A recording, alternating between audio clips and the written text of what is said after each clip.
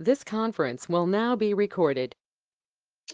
And let me introduce our presenter today. Today we have our very own Alevskey. He has presented before. He's always an amazing presenter. And today he's going to talk to us about Kubernetes security, something that is very relevant. I'm sure many of you have a lot of questions. Please type them and wait until the end. Try to mute yourself too, if you can. If not, I'm going to have to if you're making a lot of noise. And he's been with us for now over a year. So he has presented several times, always giving us some great content and great technical skill and knowledge. And with that, I'm going to give him the floor. Thank you very much, Lenin, and the floor is yours, man. Awesome. Thank you very much, Rod. So, okay, let me try to share my screen. Then Max, I think, yeah, it's asking me for permissions. Give me 1 second. Mm-hmm. You may have to restart the client. I had to do that earlier. Where Yes, if it's yes. is that a Mac? Yeah, I will be right back in 1 second. You're gonna have to give it permissions. There you go.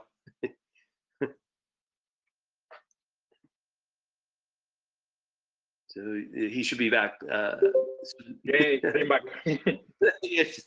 Okay, excellent. Let me make you a presenter and go for it, dude. Okay. Okay.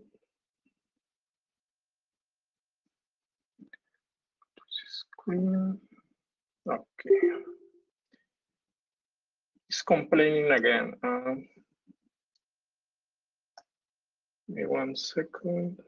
Yeah, and accessibility, add go to meeting, and then as soon as you do that, it's gonna tell you that you need to restart, and then you will restart, and that's it. You'll be able to do it. You're trying to share your screen, right? Yeah, I already did that, and now I check the box, so I give permissions. Let me. Yeah, it's working now. Okay, perfect. Awesome. Okay, let me know you guys can see my screen. You're good to go. Okay, cool. Let me move these things a little bit. Okay, present. Let me pull out my notes. Okay, cool. I'm all set. Okay, thank you very much, Rod, for inviting me. This is my Google Form. Okay, so yeah, I'm going to talk about Kubernetes, specifically the security part, because I think it's very relevant.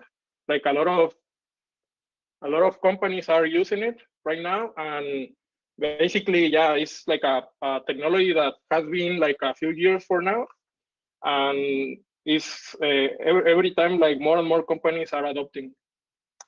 So yeah, first of all, a little bit about me. You already introduced me, but my name is Lenin. I'm from Mexico. I live here in the Bay Area. I'm working as a security software engineer for a startup. I do open source, and yeah, basically I'm crazy in love with cybersecurity. Everything, like literally, I never stop talk. I cannot stop talking about security. And yeah, that's my passion. So yeah, what is Kubernetes anyway, right? Like a lot of people is talking about this. A lot of companies wants to get to deploy their applications and system in Kubernetes, but what it is, right? It is secure. Like what can you do and what can you not do with Kubernetes, right? So essentially, Kubernetes is like a orchestration tool, right? That allows you to deploy applications in your private cloud or in your public cloud or hybrid cloud. So you can think about Kubernetes as a framework for building distributed systems. What do this mean? Like you can build infrastructure like this diagram. You can logically separate your applications between namespace, and then you can deploy as many copies or replicas of your application. And basically, the reason why it's so popular is because it's very easy for developers to achieve this, right? Like basically with a little bit of code, you can deploy hundreds of replicas, you can escalate up and down, and everybody's happy, right? So yeah, it's basically more power for developers. And a little bit of details or history. It was released by, I think, Google in 2014. Nowadays, it's being maintained by the Cloud Foundation, the Native Cloud Foundation. And a lot of people is start to calling Kubernetes like the operating system of the internet, right? Why? Because you write your application once and then you can deploy everywhere, right? As long as it's running Kubernetes and you have like a container runtime, your application is going to run fine. And yeah, the next thing is, before talking about the security part, I would like to introduce you to the Kubernetes primitives, which is basically the language of Kubernetes. So usually when you want to deploy an application in Kubernetes, you need to think about services, deployments, pods, stateful set, config map, and all of that, right? So what you need to do is first you start by creating a service. So the service is basically networking configuration, is IP table rules that are generated automatically by Kubernetes that tell how to route traffic to your actual application, right? So the service will tell, hey, Kubernetes, please route these packets, route this traffic to these containers with the label application 1 or application 2 or whatever, right? So yeah, the traffic goes to the pod. And then what is a pod? A pod is a group of containers. So an important thing about here is that pods or the containers inside a pod share many things. Like for example, the networking namespace. They can also share, if you want, the file system namespace, right? But basically, this is how you interact with your application. The request incoming from the request and then arrives to the pod, and then from the pod to the specific container inside. Then the next important thing is the deployment. The deployment here is basically like a manifest or a series of rules that will compare the current state with the desired state. So in this example, I'm saying I want this application to run with 3 replicas. So if one pod gets down, like let's say because there is a networking issue or the actual node, the physical machine in which that pod is running is dead, Kubernetes will be smart enough to reschedule deploying a new pod on the next available machine, right? So remember, deployment is basically a comparison between the current state and the desired state. And after that, we have the next interesting concept, which is the config map, which basically allow you to store kind as a database or data store fashion way, like configurations. And then they have secrets as well, right?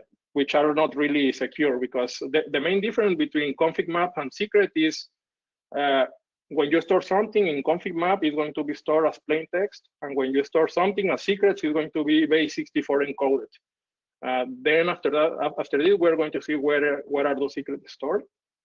But basically, this is like a very simplified example of how can you run your applications in Kubernetes, right? Remember, you need 3 things, at least: services, deployment, and pod. And of course, there is many other primitives like certificates and requests, like network policies, like pod security policies, but this is the more relevant. So, okay, now that we know the primitives, let's talk about the components. So yeah, remember the diagram that I showed you? In reality, like under the hood, you will have like a bunch of servers.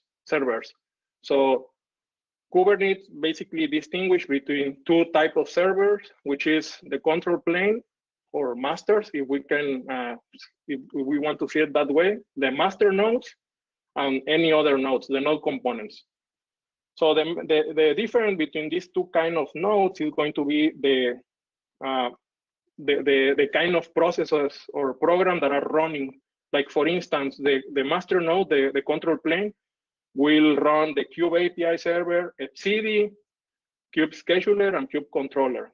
So what are these? The kube API server is like the main interface for you to talk to your cluster. Basically, when you want to deploy something, you put all your whatever you want on a YAML file, like please Kubernetes deploy this application with this image, how many replicas, and then it's the job of the Kube API server validate that YAML and make sure it's right, and then everyone is going to be happy, right? Then etcd, we have etcd, which is the data store used by Kubernetes by default. So this is a distributed key value store that is going to be deployed as along with Kubernetes, and all the configurations, all the config maps, all the secrets are going to be stored there in etcd. Then we have the scheduler component. The scheduler component main job is to, whenever Kubernetes wants to deploy an application, the scheduler will make sure to deploy on the best node possible. And it can, like more advanced deployment strategies allow you to add rules and validations, so you can deploy your applications in many different ways. But once your application is deployed, then it's the job of the kube controller, check the current state with the desired state, right? This is the part I told you about, like what let's say one of the nodes is down, all the application living there needs to migrate to a different node, right? So what all these four components have in common is that they require like elevated privilege, right? To run on this machine. So this is very interesting. Then we have the node components. The node components doesn't have that much privilege, but still they have interesting stuff. Like for example, they have the kube proxy. The kube proxy is basically a component that will route traffic to an application. So in this example, any of the nodes that are here, if they are exposed to the internet or to a client, and if they receive a request that has to be routed to an application that doesn't live inside that particular machine, then kube proxy will be smart enough to forward the request to a different machine that contains that application, right? So this is the main, the main purpose of the kube proxy. Then we have the kubelet. The kubelet is basically the Kubernetes agents, right? The Kubernetes agent will go and talk to the master and receive commands and basically monitor all the state of that particular node, like how many pods are living there, and also information about the particular machine itself. And then finally, we have the container runtime. So when we say container runtime, we usually think about Docker, which is yes, one of the most popular, but nowadays I think is being or is getting deprecated. But yeah, I have another talk about container runtime in YouTube, you can check it. But yeah, basically the container runtime is a software that controls and manage and create containers, right, on a machine. So yeah, this is the basic theory of Kubernetes. So with this, we should be good to go. And yeah, now that we know that, I want to start, I'm going to talk about the Kubernetes most common attack techniques. And there is a lot of stuff that you can do on Kubernetes. But give me 1 second. I think I'm missing a slide here.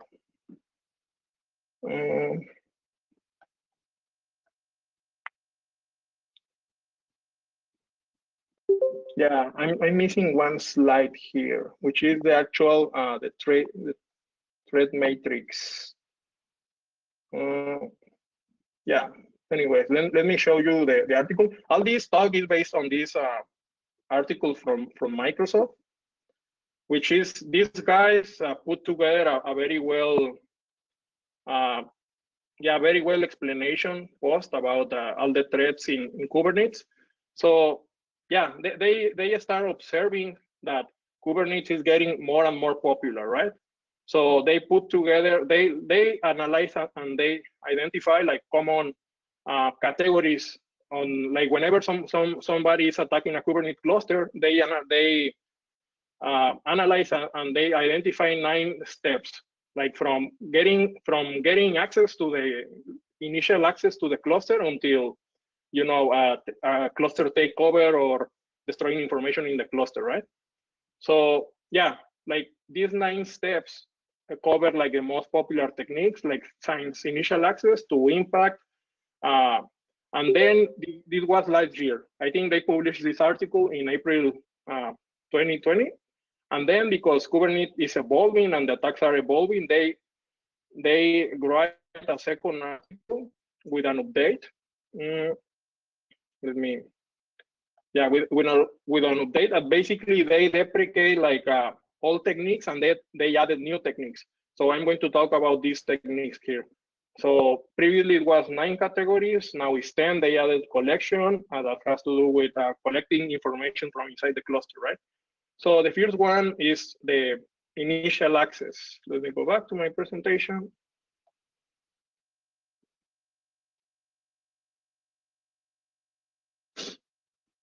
Okay.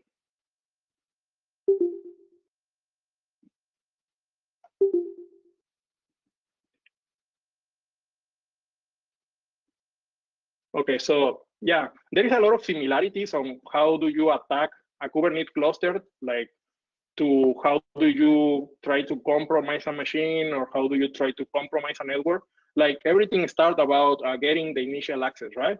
And one way to do that is basically because more and more Kubernetes clusters are deployed on the public cloud. Like, I mean, Amazon, Microsoft, Google, all those guys like offer you like manage like Kubernetes clusters that they manage. So if you compromise a machine that has some cloud credentials and then you access to the cloud console and you have enough power to go basically to see all the infrastructure of a Kubernetes cluster, then you are in, right? Another very interesting way is like via compromised image and registries, right? Why is that? Because a lot of people deploy container images from public sources that you don't trust usually. And basically what you are doing is you are downloading code and executing that code inside your cluster, right? Doesn't matter if you put like firewalls outside of the cluster or you block all incoming communication. As long as you have like as long as you pull some code into your cluster from an untrusted source, you are going to give access to the attacker, right? The third way is via a kubeconfig file. So a lot of people that work in software engineering know that this file contains the credentials for you to connect to a cluster, right? There is an official tool from the Kubernetes team called the kubectl or kubectl, which is basically the command line interface for you to interact with the Kubernetes cluster. So if you steal this file from one of the developers' laptop, then basically you are stealing credentials and you can issue commands and you can retrieve infrastructure information. And yeah, that's another way to get inside a cluster, right? The fourth way is via application vulnerability, of course. So we developers write applications, but those applications sometimes are exposed to the internet. So if my application has a vulnerability that allows an attacker to execute code inside, then that's the first step, right? He's going to be inside the cluster. And the last one uses to be a Kubernetes dashboard, which nowadays is deprecated in favor of something worse, I think, which is nowadays there is a lot of companies that use focus on deploying Kubernetes, right? Like they sell you support on how to manage your Kubernetes cluster for your organization. And they create like management dashboards. Like, for example, we have like Rancher, we have like Kubeflow, we have the Kubernetes dashboard, which is basically front ends to manage your Kubernetes cluster. So sometimes people expose those front ends to the internet without authentication, and that's a game over, right? Because you can do anything on the cluster from there.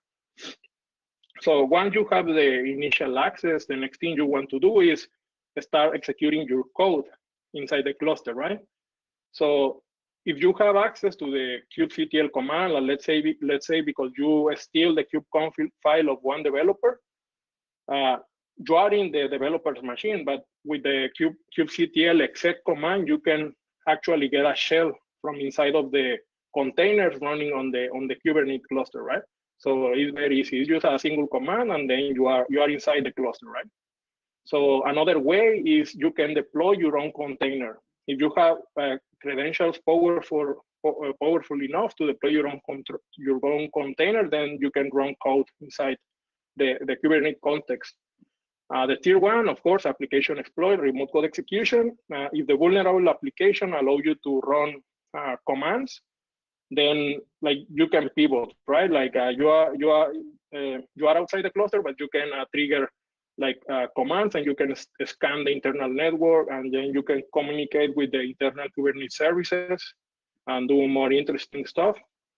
The fourth one is something that is very common that I see organizations do, which is SSH server, but they deploy a container because they want people to have access to the to have access inside the Kubernetes cluster. But I think for them it's more easy just to deploy a SSH server and from them issue commands. So if somebody brute force that, then they are automatically inside the cluster. And the last one is something that got added in this version, which is the sidecar injection, which basically is taking advantage of how Kubernetes work, which is what I mentioned in the past. You have a pod, but this pod is like a group of containers, right? You can have many containers inside a pod, and this is getting more and more popular because let's say you are monitoring your applications, and every time you go and tell Kubernetes, hey, give me how many pods I'm running, it will give you a number, and maybe that number is the number that you are expecting, right? But if you don't pay attention, like those pods can run more containers than the number that you are expected, right? And you can ignore that, and maybe an attacker deploy a malicious container inside an actual pod, right? An actual application that is running there. So this is another way to execute code. Then once you already execute code, then the next thing you want is persistent, right? How can I go back to the cluster if I go disconnected or somebody attack me? How can I maintain the hack, right? So yes, I was mentioning backdoor containers. If the Kubernetes administrator deploys an image from a public repository, then you can modify that image and add your own backdoor code there, yeah, or your malware or whatever, right? Another interesting one is the readable host path mount, right? Because containers and pods support mounting actual physical volumes from the machine, the physical machine. If the Kubernetes administrator mount a very critical path, like for example, the file that manages cron jobs in Linux, then the application running there can make changes to that file, and those files will persist on the machine, right?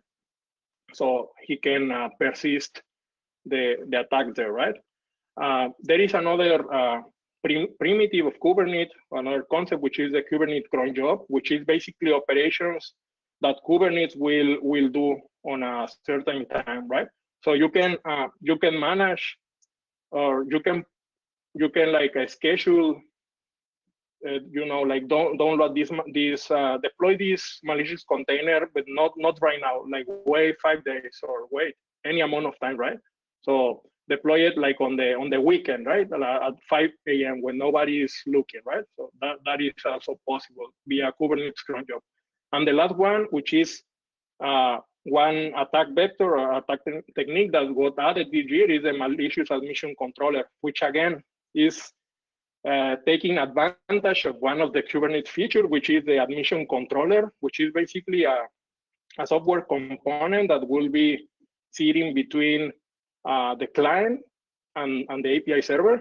And what it's going to do is going to receive a request, it's going to analyze the request, and it's going to mutate it and then send it to the API server. So that way you can, like every time a developer wants to deploy a specific application, you can sneak or you can add your own malicious container inside their deployment, right? And he will not know. So yeah, this is a new, very smart way to do it as well. So yeah, after that, once you have access and you have persistence in the cluster, the next logical step is to privilege escalation, right? So how can we do that? So Kubernetes privilege, Kubernetes use tokens and a concept that is called service account. And service account has many different powers in Kubernetes. So if you're inside a cluster and you know for a fact that another application require more privilege to do their job, like for example, I'm on a cluster and I know there is a container that is running Jenkins, and I know Jenkins require elevated privilege. So I have to attack that container, right? Because then if I'm able to go inside that container, I can steal the token. And from that, I can continue escalating, right? The next one is called the cluster admin binding. I'm going to talk a little bit about more about the cluster roles, but cluster admin binding is a default role in Kubernetes, which is very powerful, that basically allow you to do anything. So if you are inside a Kubernetes cluster and there is an application with a service account token that has the cluster admin role, that will be like the jackpot, right? Because if you compromise that container, then you will be able to do anything that you want on the cluster. So usually attackers are looking for this kind of privilege levels, right? Hostpath mount, again, as I say before, so because you have access to the actual physical machine, you can like do stuff like I mentioned, like modifying, create a new cron job, right? Or read a sensitive file, or basically try to escape the container into the physical machine, right? And once you are in the physical machine, you can talk directly to the kubelet service and many other services used by Kubernetes.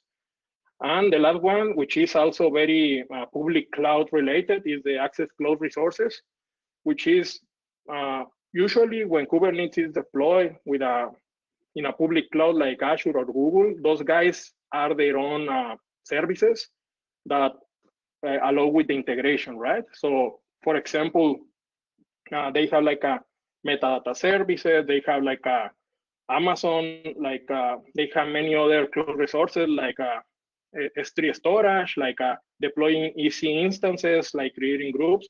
So a compromised container can also give you access to those other resources, right? So you can start escalating more. So yeah, this was privileged escalation. The next one is defense evasion. What can we do to like avoid detection, right? So usually one thing attackers do is to clear container logs, right? So this may be deleted if the logs folder is mounted in the container. Then you can go and delete those files, and the changes will be will persist. There is another way in which Kubernetes logs do the logging, which is Kubernetes events. The command is kubectl get events. But if you compromise powerful, if not enough credentials, then you can delete all those events, right? And the developers will not know what is happening there, right?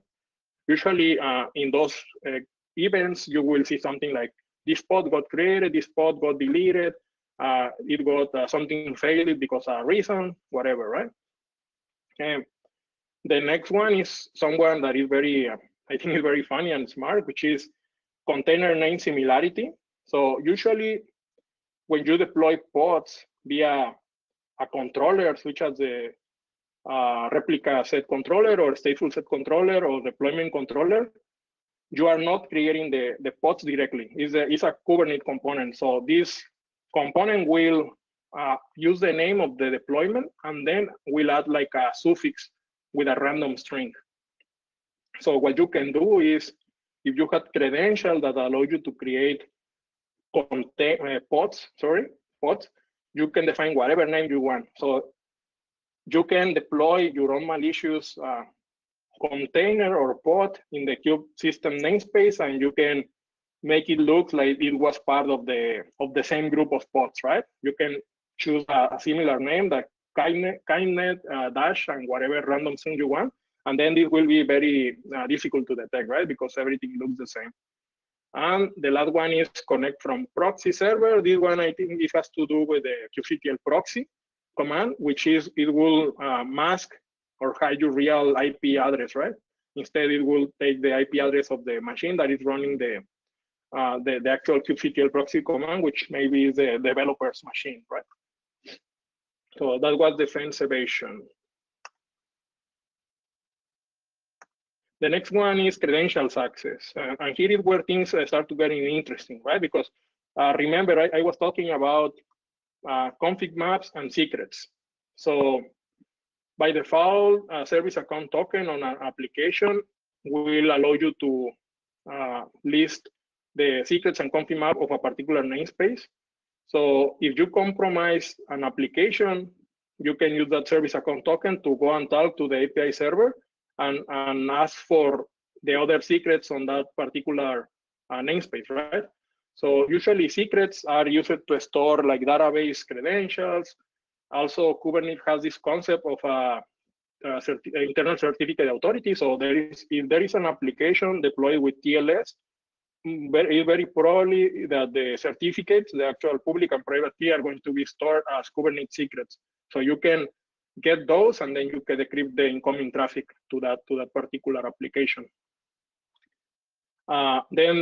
Because this list was based on Microsoft blog post, so they talk about the service principal, which is a concept they use on their Azure Kubernetes service, which is a special file that contains some credentials and is mounted on every pod on the cluster, right?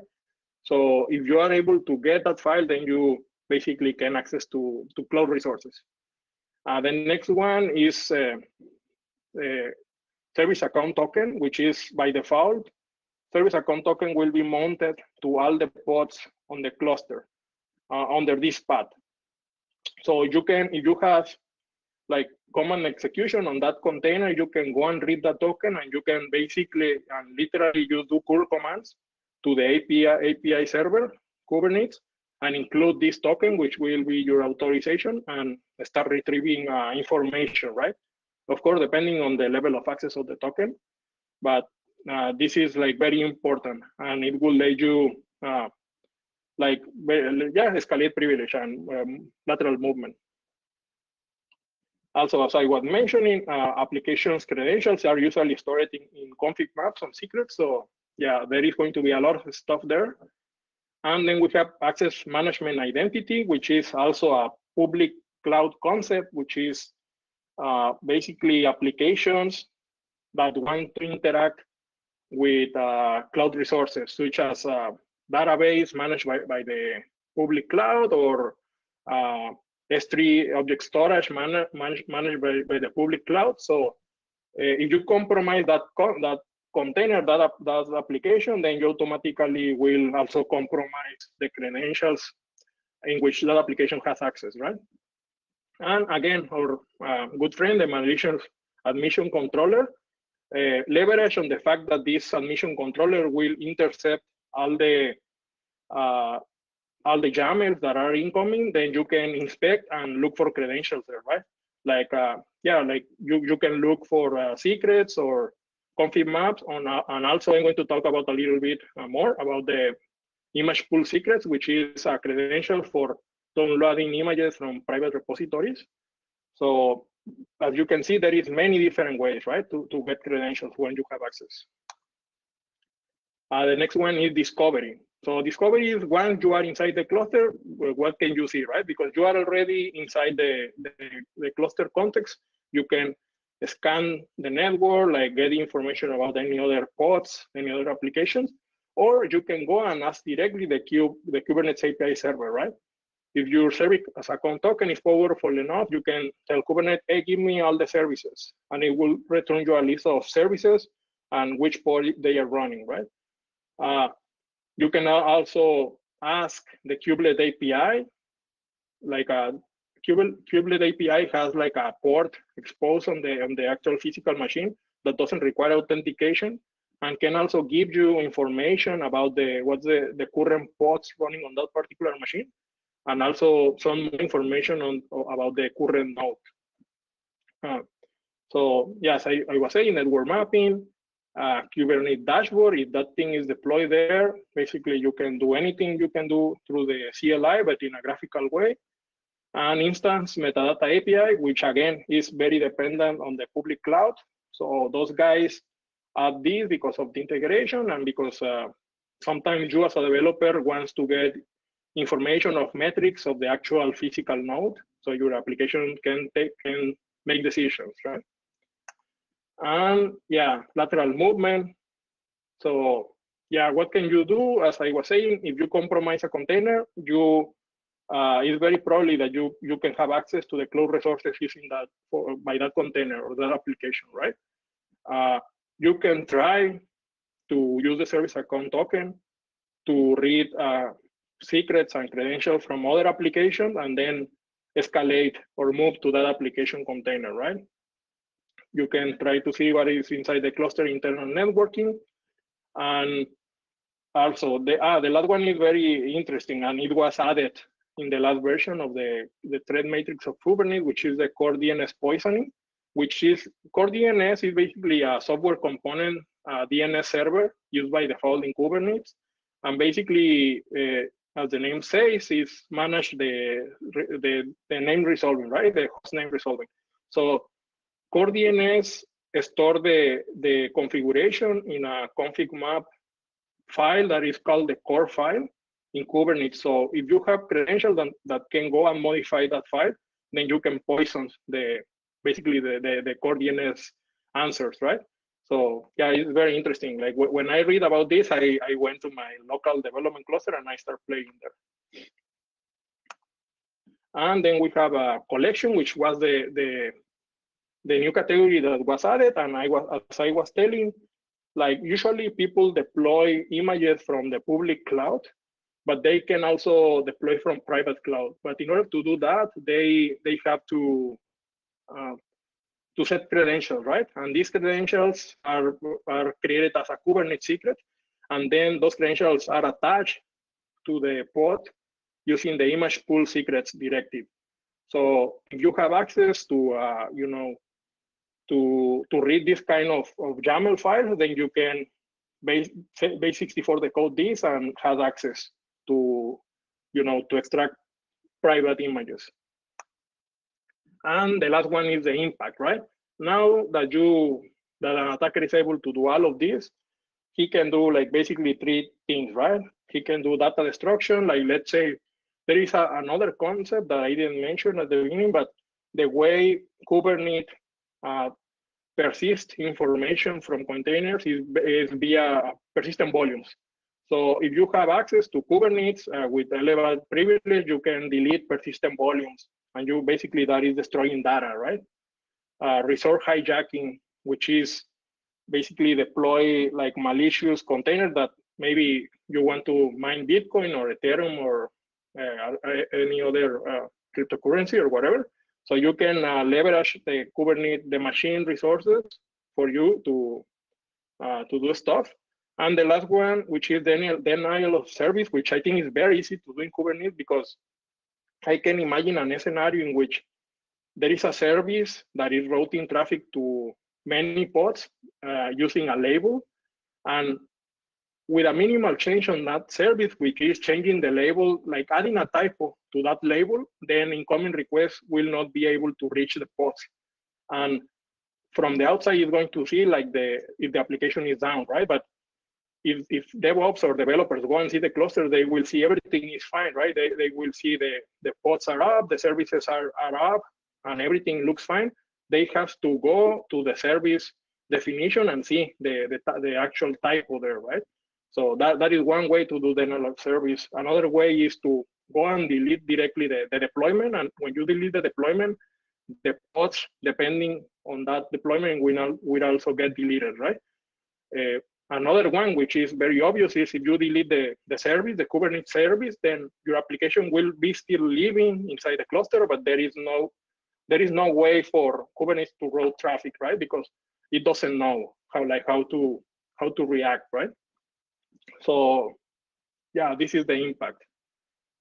And yeah, now I'm going to talk about the defensive part. Now that I know how to destroy a Kubernetes cluster or hack a Kubernetes cluster, let's talk about what are the building defenses, right? What can Kubernetes offer us in order for us to secure our Kubernetes cluster? So there is three things. The first one is security context for pods. So if we are building an application, like we want to, like following the principle of least privilege, we should deploy applications that are not running as root, that doesn't have more capabilities than the one that is needed, probably with secure computing profiles or app armor profiles and stuff like that. And lucky for us, Kubernetes allow developers to do that, right? Or those people to do that. So you can add this type of security directly into the pod using these directives here. So there is more, but this is like the most common one, which is a low privilege escalation will tell Kubernetes that the processing inside that container cannot be more powerful than the actual process, right? That start the container. Then capabilities is again, I talk about this in a previous talk, which is like what powers does the process of your application has access to, right? Privilege basically is if a container has a privilege flag, basically it will have access to all the physical machine namespaces, like the network namespace, the process namespace, the file system namespace, and all of the other namespaces. And root NAS, then you can, by default, is going to be root. If you deploy an application to Kubernetes, by default, you will see that has root access. But if you define like any other ID, like a random ID, it's not going to be root, it's going to be another user. And then we have, options for you to do the security enhanced configuration of the second profile.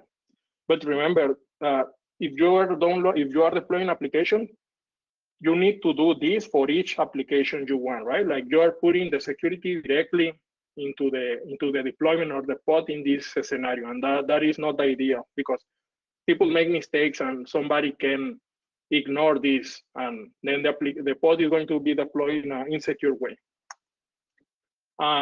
The next defense is the networking policies, because we already talked about that by default in Kubernetes, all pods can talk to any other pod, right? There is no security enabled by default. So there is many things that we can do, right? The first thing is we need to install a CNI driver. CNI driver means Container Network Interface Driver. And yeah, there is many different flavors, but the most popular, I think, that I see in the enterprise world is Flannel, Calico, and Istio. So Flannel is very easy to configure, very easy to start, but it's not very powerful. Then I think Calico is the next one. This one requires a little bit more configuration, but it's also very flexible, very powerful. And then there is Istio, that is their own solution themselves, but they have their own CNI driver. So yeah, what network policies will allow you to do is basically define rules. So tell who can talk to who.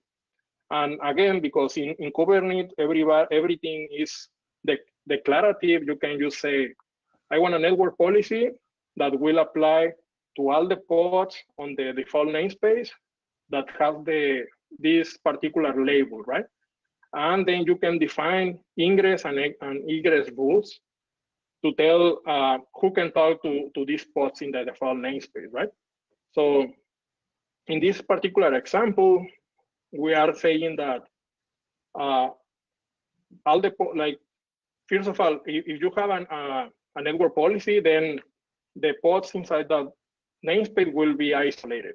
But then you can start giving access to pods outside based on rules. Like here, for example, I'm saying the pod with a role DB tag label can receive connections from a pod in any other namespace as long as they have my project label, right?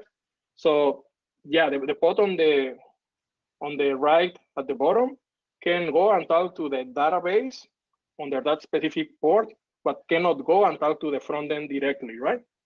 The front end, yes, can talk to the database because they are in the same namespace. And also the database can go and talk to all the other pods in a particular network segment. But the the front-end pod cannot do that because there is a rule that prevents that, right? So network policies will be the tool that allow you to block communications or map communications, right? So you can add more security to your cluster, and you can mitigate like a lateral movement with this. Then the last defense is pod security policies, which is probably the most secure way to protect your cluster, but also the more complicated, because this thing honestly is a little bit of complicated. There is many different concepts that I'm going to try to summarize. But essentially, pod security policies will different than the security context in which you go and add security to that particular deployment or pod. Pod security policies will add security to the cluster itself, and will, every time somebody wants to deploy an application, will run a series of checks, a series of rules. And if the pod doesn't match those rules, then it's going to be rejected, right? So all this is based on 4 different concepts, which is the pod security policy itself, which is a Kubernetes object that allow you to define the rules, like you know, I don't allow like privileged containers on my cluster, right? Or I don't allow pods running as root on my cluster, right? Then we have the cluster role. The cluster role basically is a concept in Kubernetes that allows you to group many different actions or verbs to resources. In this particular example, cluster role will tell you can use, which is the verb use, this pod security policy with this name, right? Don't worry, I have a diagram to show this like in a more graphical way. And then we have the cluster role binding, which is going to bind an actual cluster role with a resource. That resource can be a service account or a group or any other resource. And the important thing is that cluster roles and cluster role bindings are not, doesn't depend on a particular namespace. So this will apply globally to the whole cluster, right? To all the deployments. But then we have a problem because if we create a rule, like very strong rule, then we can break our cluster, because there is, of course, some deployment that will require like more elevated privilege, like Kubernetes owned services, right? Like the kube controller or the core DNS, that requires more privilege. For that, we have the role binding, which is very similar to the cluster role binding, but it will affect only a particular namespace. So let's say, well, here I have some examples, right? What I already told you, like pod security policies will allow you to define rules. And here in this example, I have a security policy called restrictive that will tell you that privilege has to be false, host network has to be false, allow privilege escalation, the process ID namespace, IPC, all of that has to be false. Then cluster role will attach to that pod security policy via the use verb.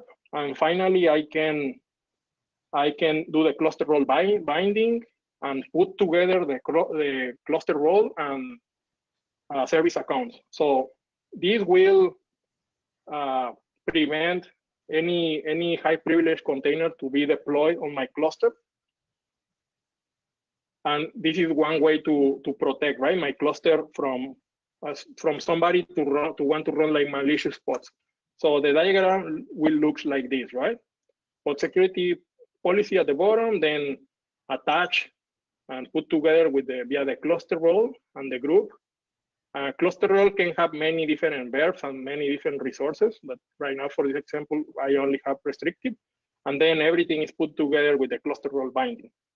So if I do that, and then I want to deploy, let's say Nginx, but in this example, I'm using the host network true. Whenever the kube controllers try to run this, I'm going to get an error, right? Because he's saying that this deployment could not match any policy. And here is even giving me the reason, right? Like he's telling host network is not allowed. So I need to go and change that. But yeah, as I was saying, if I write like very strong policies, I may break my own Kubernetes cluster. So this is when I have to use the role binding. And here, what I'm saying is I'm creating a permissive policy, which has allowed to anything, to everything in the cluster, right? And then I attach this to the daemon set controller, the replica set controller, job controller, and any other service account that I want. But, and this is very important, under the kubesystem namespace. So kubesystem namespace is the namespace used by all the Kubernetes services, because Kubernetes management tool run over Kubernetes themselves, right? So yeah, with this, my cluster should be working fine, and everybody's going to be happy. So yeah, we got to the end.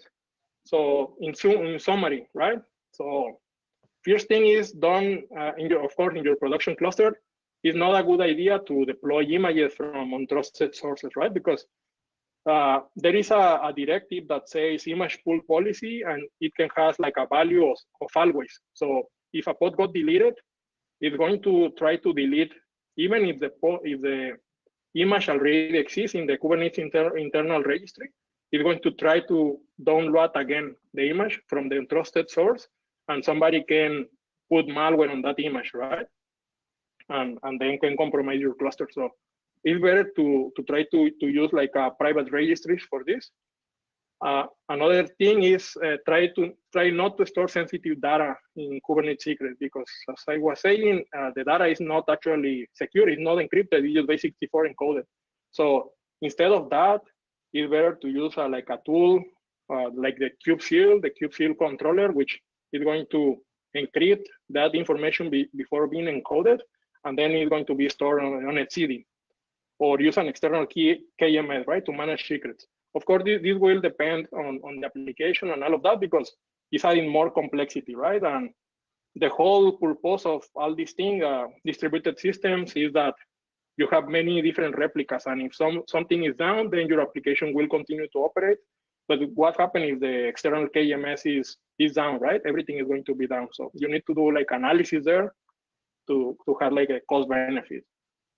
The next thing is protect your network communications. Choose a CNI plugin that supports networking policies, and do analysis like who really needs to talk to who, right?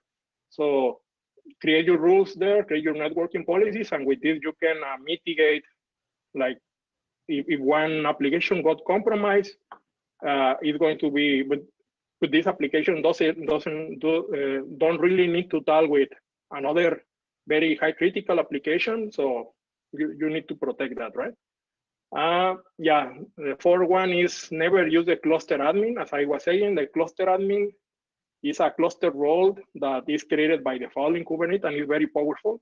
So if you put your hands on a service account token with this kind of role, it's basically a game over, because you can talk to the API server and start getting all the information and basically do anything on the cluster. So never deploy applications using this role, the service account token, and you will be fine. And the last one, which I think is the most important for this talk, is in production, you need to do the analysis and define a strong pod security policies, thinking about the principle of less privilege, right? With that, it's going to be harder for an attacker to escalate privilege and compromise your whole cluster. So yeah, this is all the resources that I used during this presentation. So yeah, Kubernetes, I'm not like a super expert on Kubernetes. This is something that I've been using for the last 2 years, and I'm always trying to learn. So I put the resources I use for this presentation here. And if you have like more that I can use in the future, I'll be happy to read it and also put it here in this list. And with that, I think we're in the end of the presentation. Thank you very much, Rod.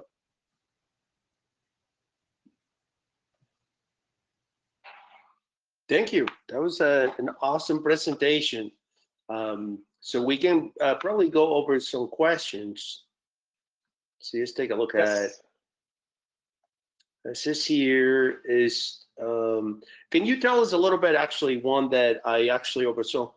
Can you tell us a little bit what's going on with Docker and Kubernetes? What's happening? What's going on? They are deprecating, basically, I think it's the Docker shim component. They are deprecating that dependency in favor of use containerd, which is basically the container runtime, the official container runtime that Docker want to use. So I think they are going to deprecate it in Docker 1.21 or 1.20. Is there a specific reason they're doing that, or? I think I read this yesterday, but I think I forgot. But it was saying like something that the article says the Docker shim, as the name implies, is like a temporary solution. So this is why we are deprecating. So yeah, that's the whole reason. But that doesn't mean that your Docker images will stop working, right? Because the whole container thing is based on a standard. So as long as your Docker your container runtime follow that standard, your images should work. There's somebody here asking for the last page for the references, if you can. Yeah, to give yes. This presentation I think will be. I will share with in the Slack channel, so you guys can take a look. Excellent. I'll post the link along with the video. See if we can find. Are there any other new hardware features in Intel or AMD processors, such as secure enclaves, being used by Kubernetes? Hardware features, I'm not sure. I'm not familiar with that. But I really am not familiar with hardware features. Okay, here's a good question. In regards to vulnerability scanning for container images, can you talk about the maturity for current code, the scanning solutions for detecting malicious code in the image? Yes, there is many tools, and I think let me quickly go to open this presentation. There is many tools for scanning your images, and also during runtime and during build time. So let me show you a list here. Container security tools. Yeah, you can use like audit-D, which basically is like a checklist. So it will check for, like usually container images. When you want to deploy to production, you want to deploy an image that is that has hardening, right? Or a scratch image that doesn't allow you to execute commands inside. So there is many tools like Docker Bench, audit-D, DACTA that will check for that. And you can implement all of these in your pipelines. So yeah, there is many options out there. You can use, this is like a more offensive security tool, which is Docker Scan. The distroless is an image, a tool that will take your image and will basically remove everything that is not needed. So that way your image will have many available tools inside in case somebody compromised the container running that image, right? But there is many different options.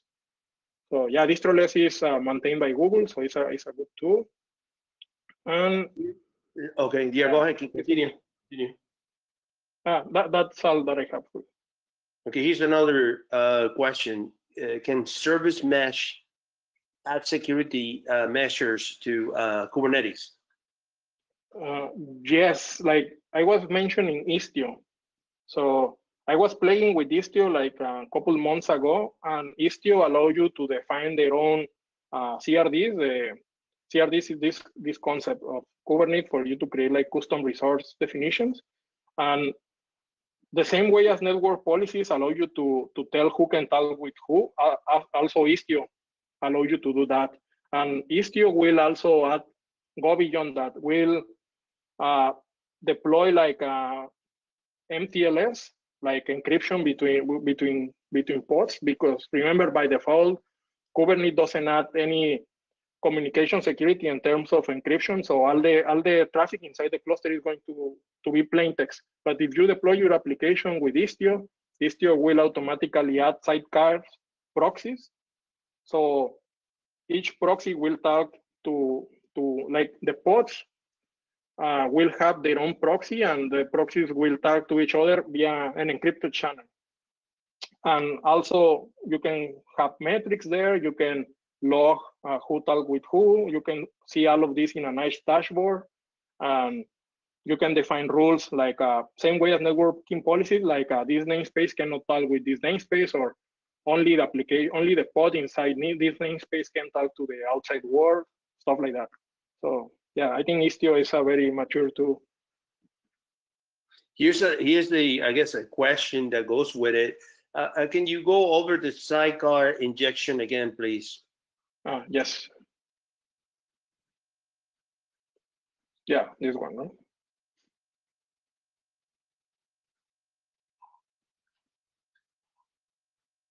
Yeah, this is the sidecar injection. You want me to explain a little bit? Okay. Yeah, I think that's what we did. Yeah. Okay. So yeah, like when you deploy applications in Kubernetes, Kubernetes will use this concept of pod. Pod is just a group of containers that live together and share networking namespace. And in some cases, they also share file system namespace. So attackers tend to do this to deceive. Like if I have a list, if I do kubectl get pods and I get 10 pods, then I can say, oh yeah, my applications are running fine, right? But those pods inside can have more containers, or can be a malicious container inside. And if I don't go there and look there, maybe this sidecar, this container that says sidecar can be like because they share the network namespace, can be sniffing the traffic receiving by this pod, right? Or can be reading the files. There is pods can be attached. You can attach volumes to pods. So the sidecar container can mount the same volumes and therefore read the same credential, the same information. So this is a technique that attackers are doing more and more, right? Are using more and more. Great. Here's a comment. Check Falco for Kubernetes incident response. Here's another question. Any best practices to achieve visibility for security risk or exploits, given that pods and containers are short-lived, and it is hard to track them from logs since we have hundreds. I guess this is a person that's exposed to such a big environment, hundreds of containers, and they generate a lot of events. Yes, usually when you hear Kubernetes, you will hear. Let me quickly look. My laptop is going to die.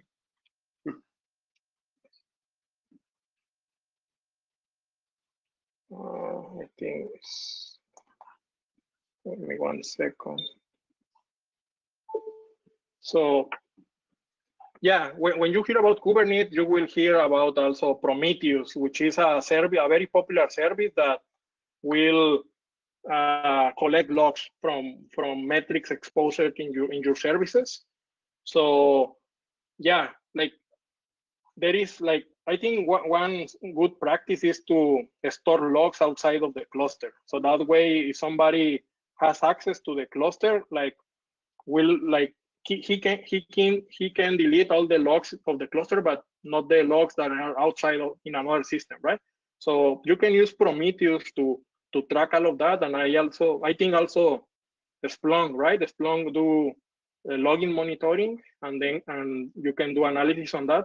So there's a Splunk. There's actually a Splunk utility that is you had to sort of install it in the containers, but yeah, it gets very deep visibility into containers, but you still had to. There's a work, right? At least you get the logs, but you still have to do some work on the analysis, and the depends on what you're actually trying to target. Correct. Yeah, and yeah, I think a lot of solutions like this, like even Istio has many different services. Hold on, they're saying that they're just seeing a black screen. Sorry, I thought. Oh. Yeah. Okay, let me share my screen again.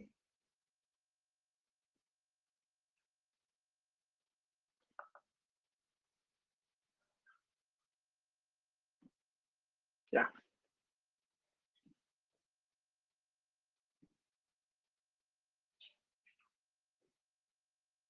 Can you see it now or? Yeah, yeah, I can. Okay, cool. Good.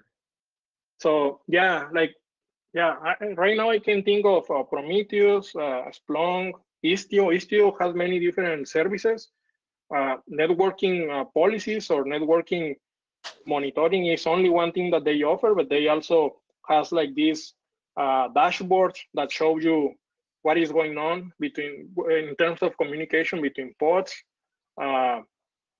So yeah, there is you can use a Prometheus or Splunk or Istio. I can go and investigate a little bit more on that and then post it on the Slack channel. But yeah, I think Prometheus is the thing that is, in terms of observability, the thing that is most popular. Uh, Actually, Falco runs as a daemon set in the node. So in that way, they monitor the pods running in. And they have a lot of security rules to identify things like, say, the container compromise or privilege escalations. That's a good tool. And commercially, Prisma Cloud also has similar feature. They also run as a daemon set. Awesome. I didn't know that. Thanks for sharing. So Thanks, yeah, Prasad. yeah, it makes sense. Yeah, these tools, yeah, will run in the physical node then, right? And we'll monitor at the container level, I think, with the the Docker daemon probably. Or, There's somebody nice. making a comment here. I saw some folks replace Prometheus with Dynatrace. Dynatrace. Yeah, I think, yeah, Dynatrace is also a metrics monitoring tool. I haven't used it myself, but I think it's similar to Prometheus. 8 p.m.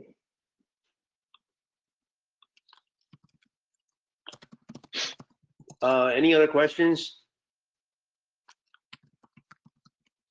This was an incredible presentation, like always, dude. You always knock it out of the park. I think I lost audio. Now, we can still hear you, but you sound far.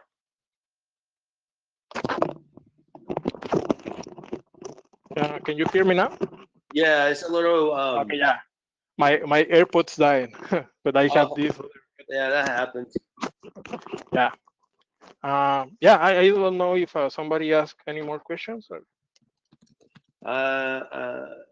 Datadog. Somebody is actually mentioning Datadog. Yeah. I used to work for a company, and we use Datadog again a lot. Sorry, we use Datadog a lot. And there was also another tool called Sumo Logic. Sumo Logic also, they have like a SDK, and you as a developer can integrate that SDK in your application and send logs directly and allow you to do like filtering and analysis.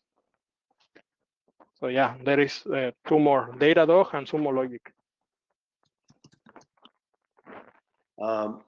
That's great. So if there are no other questions, this was again an amazing presentation. I'm actually putting a new invitation in the chat for everybody that wants to join the Discord. Remember, we keep in touch basically daily, 24/7 via our Discord or Slack. There's been some rumors of the purchase of Discord by Microsoft. So we still have both of them, and we're going to be monitoring and see what happens. But please join us. I believe we have a very interesting and exciting talk. Our next meeting, which is hacking satellites. That will be a first one in Pacific Hackers, and I'm really looking forward to see this presentation. Remember, join the Vegas 2021. People are starting to organize and prepare for this event in Las Vegas, and many of us will probably be there, and we'll see what we can do. Other than that, I'll thank you very much, guys.